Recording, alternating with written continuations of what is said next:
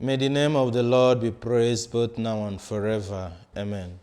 As we all know that the period of Lent for us Catholics is a period of retreat, self-introspection, self-examination, and recollection to enable us to amend or make amends and share in the sufferings, death, and resurrection of Christ.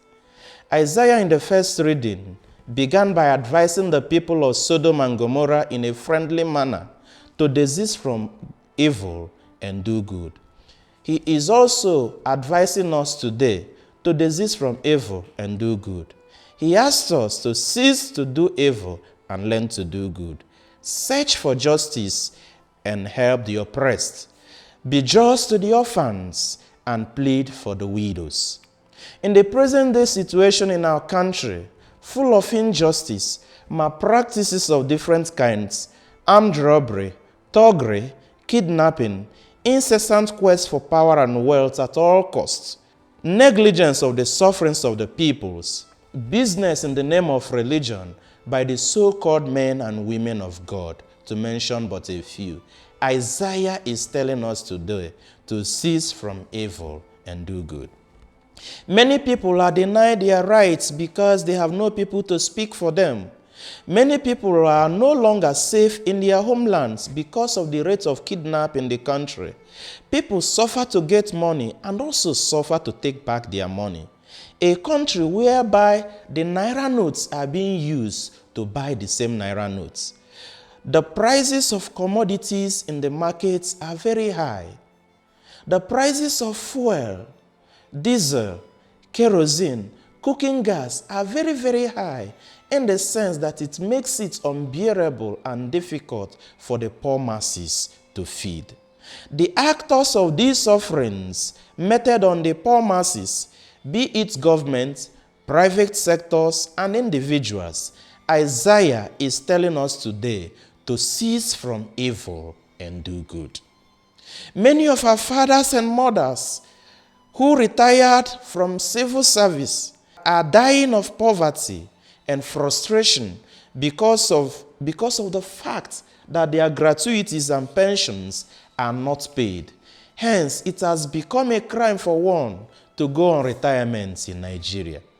Many of the private sectors have refused to pay their employees their wages. Isaiah is telling us today to desist from evil and do good. Remember what Christ said in Matthew chapter 25 verse 40. Whatever you do to the least of these brothers of mine, you do unto me. If we subject these people to this type of suffering and poverty, we do it to Christ. Remember what St. Paul said in Romans chapter 6 verse 23, that the wages of sin is death. Those who do this to the poor masses must surely die. As we all know that the period of Lent is a period of coming back to ourselves, a period of reconciliation, a period of total U-turn, a period we cease from evil and do good. It is not enough to profess Christianity with our mouths. It goes beyond that. It has to be practical. There are people that see us as their own chapters and verses of the Bible they read, and we cannot afford to lead them astray. What we profess with our mouths must necessarily be in consonance with our behavior. We have to lead them to Christ by our good actions, but we should not do it in the same way that the scribes and Pharisees who do things for people to see and praise them. We should not imitate them. Our good works should go beyond that of the scribes and the Pharisees. God gave the law to Moses. Moses handed it down to Joshua.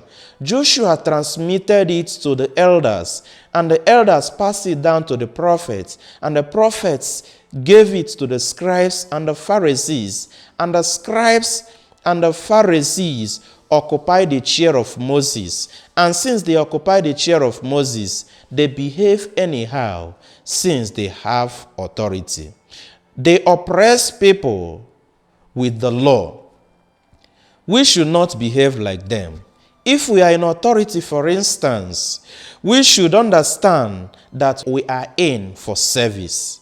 This was not so with the scribes and the Pharisees. They preached good things, but met out wickedness on people. Since they occupied the chair of Moses, Jesus asked us not to disobey what they teach. He asked us to do what they tell us to do, but do not imitate their action, because they do not practice what they teach. We have to do what is written in the law, but we should not be guided by what these scribes and Pharisees do. These Pharisees bind up heavy burdens that are hard to carry and lay them on the shoulders of the people, but they themselves will not raise a finger to move them. Confirm Matthew chapter 23, verse 4. Our lives as Christians should go beyond that of scribes and the Pharisees. Let us do good works, not for people to see us and praise us, but because we love God as our Father. Let us help the orphans and the widows, not to receive praises from people, but because they are children of God. Let us be just to one another, not to receive praises from people, but because they are children of God. Let us help those in need, and not to trumpet it round for people to see, but because they are children of God.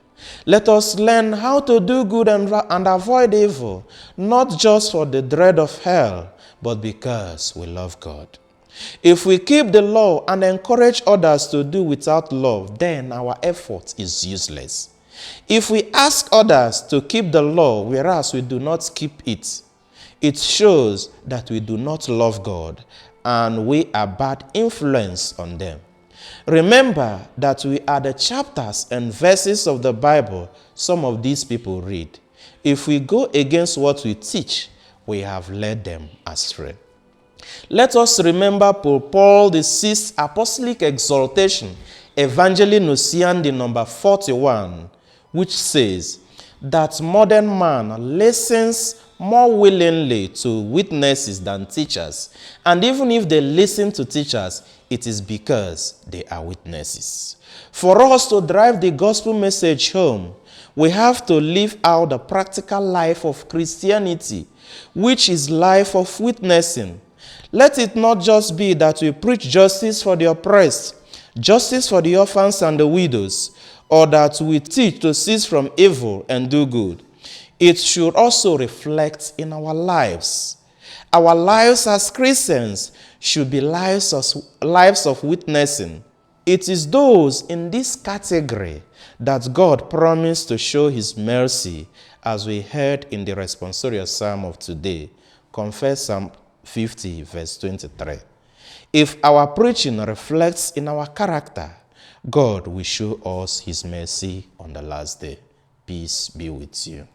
That's it for today's episode of Faith Issues. Thank you for staying till the end. Don't forget to like, share, and subscribe for more inspiring stories and teachings. If you have any questions you would like us to address or any suggestions you would want to make for our growth, send a mail to faithissues@gmail.com. It is issues with a Z. Until next time, stay blessed.